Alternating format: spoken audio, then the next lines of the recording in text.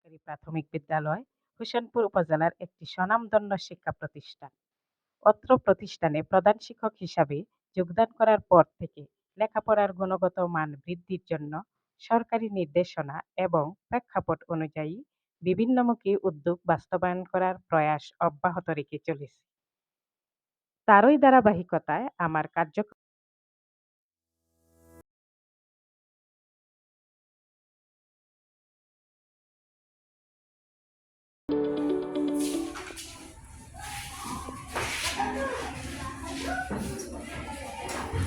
আদালতের কার্যক্রম শুরু করার জন্য অনুমতি দেওয়া হলো।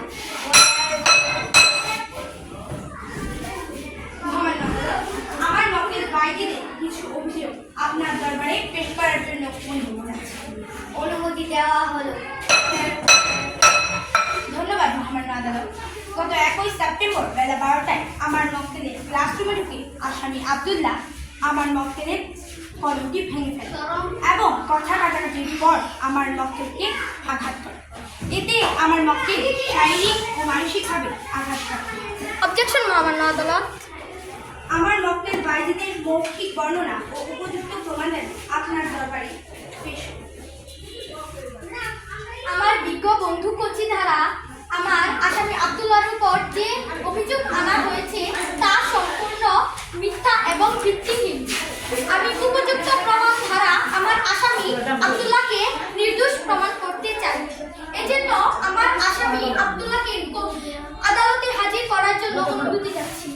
আসামি আব্দুল্লাহ হাজির।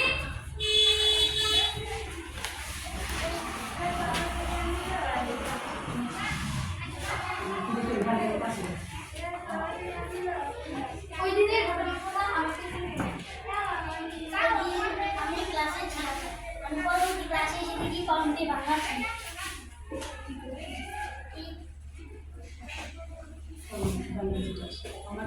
আমাকে ও সন্দেহ হয়েছে।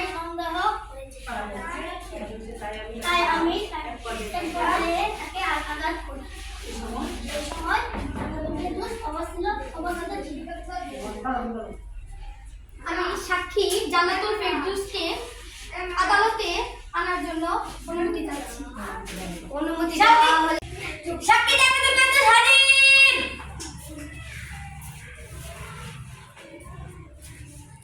যাহা বলিব যাহা বলিব সত্য বলিব, সত্য বলিব, সত্য বলে সত্য বলে কোনো মিথ্যা বলিব না, কখনো মিথ্যা বলিব না, কোনো কথা গোপন রাখিব না। কোনো কথা গোপন রাখিব না। তাহলে ওই দিনের ঘটনাটা আমাকে খুলে বলুন। তখন আমি ক্লাসে ছিলাম। আব্দুল্লাহ কলমটি ভাঙেনি। কলমটি আগে থেকে ভাঙা ছিল।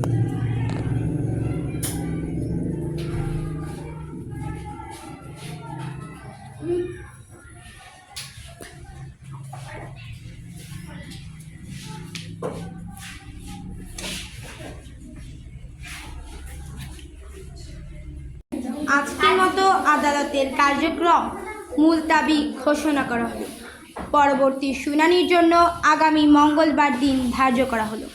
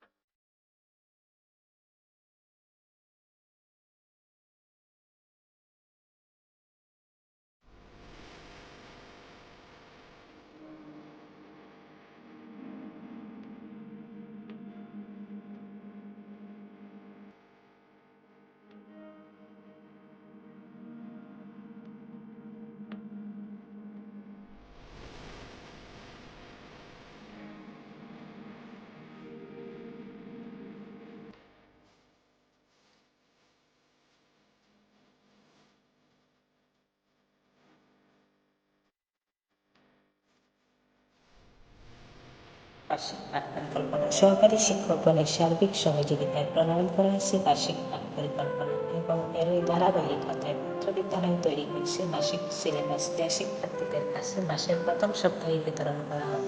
ফলশ্রুতিতে আশানুরূপ ফলাফল পাওয়া যায় বলে আমার মনে হয়।